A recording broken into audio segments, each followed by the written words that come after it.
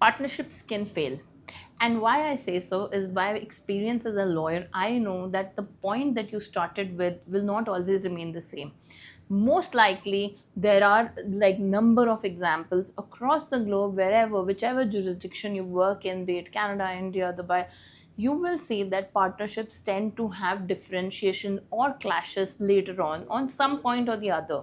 And you know what works best is not going to the court. And by the way, that is not the best solution for a lawyer, but indeed I want to tell you that having alternate dispute resolution is a game changer in any of your contracts. Now the whole world is shifting towards ADR, which means that either appoint a mediator who can solve the problem sitting in between, or have an arbitration clause if it's companies dealing with each other. It's just so much, it just makes so much of sense, cost effective, and plus you will be reducing the legal hassle, I think 50%, 60% of the times, because the court can be a long process and it's not for everybody. Things change over the period of time. So better to appoint a mediator who understands both party, who understands that you need to come to a common page with. By the way, you would definitely in the later court case also you would have to come, but then now if you come, you save so much of time, energy, effort. So yes, my suggestion to everybody is that nothing beats ADR.